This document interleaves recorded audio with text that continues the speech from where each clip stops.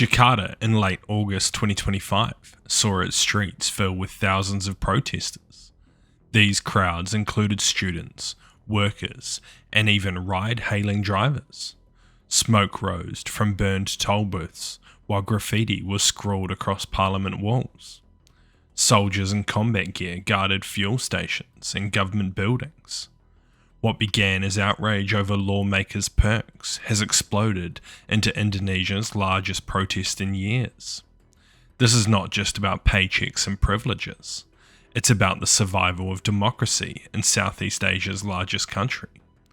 The ripple effects could stretch from ASEAN to Washington, Beijing, and beyond.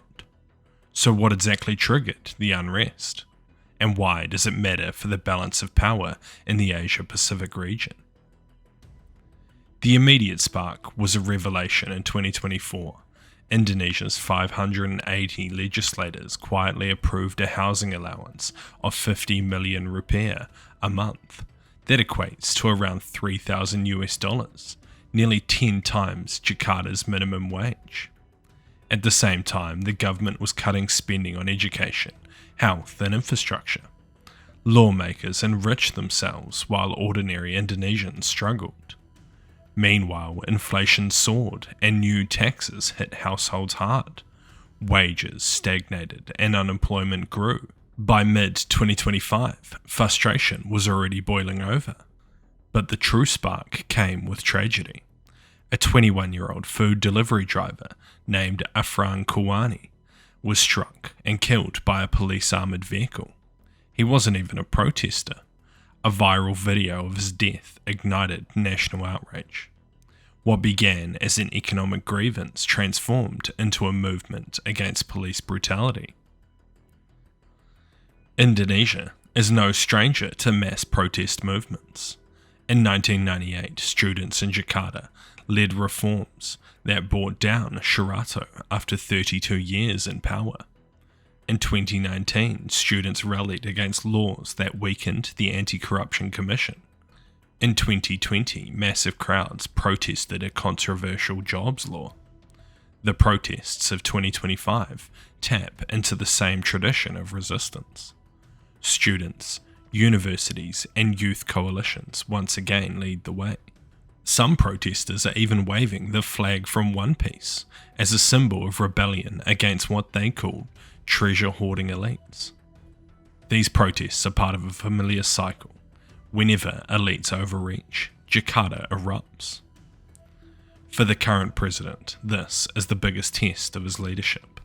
He has been in power for less than a year. As a former general, he has long been viewed as a strong man in waiting. Now his government faces its first real crisis. On one hand, he has yielded to the protesters by revoking lawmakers' perks, freezing foreign junkets, and promising an investigation into the driver's death. On the other hand, he has cracked down hard. He has deployed soldiers into Jakarta, ordered mass arrests, and pressured TikTok to suspend live streaming of the protests. Critics say that he is walking a fine line between reform and repression. His warning that he will not shy away from decisive action has alarmed human rights groups. Many fear that Indonesia could slide back towards authoritarianism. Public sentiment is divided. On one hand, the protesters enjoy broad sympathy across society. Students, workers, and the middle class all feel betrayed by political elites. Some lawmakers even faced angry mobs in their homes.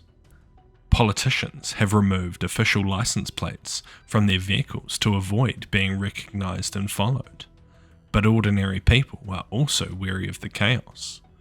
They wake up to burned out vehicles, vandalized train stations, and disrupted public life. Many Indonesians support the cause, but also fear the disorder. Solidarity and anxiety now coexist on Jakarta's streets. The protests are already shaking Indonesia's economy. On the 29th of August, Jakarta's stock index plunged more than 1.5%.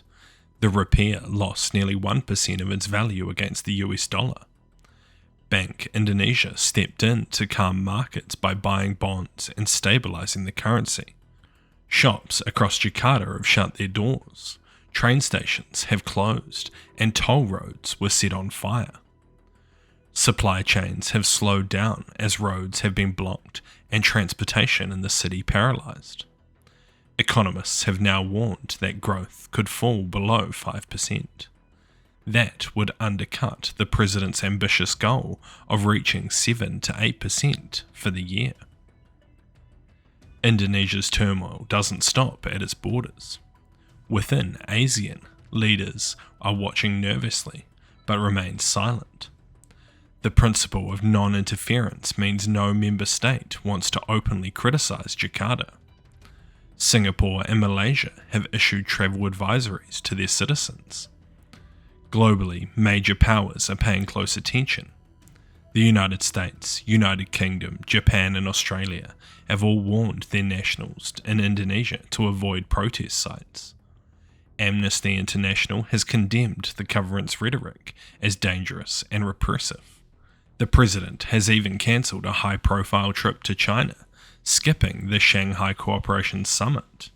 His decision has showed that domestic survival now outweighs foreign policy ambitions. And when Jakarta stumbles, markets across the region feel the tremors. So where does this go from here?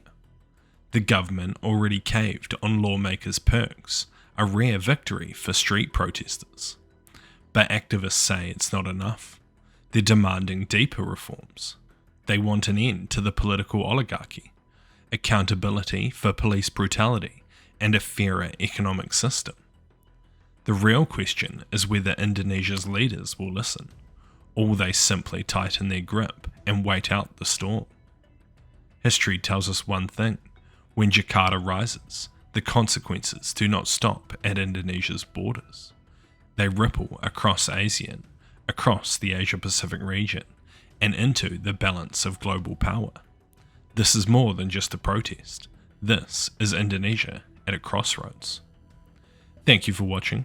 If you've enjoyed this, make sure to like, comment and subscribe. I have been that Intel Guy, and see you!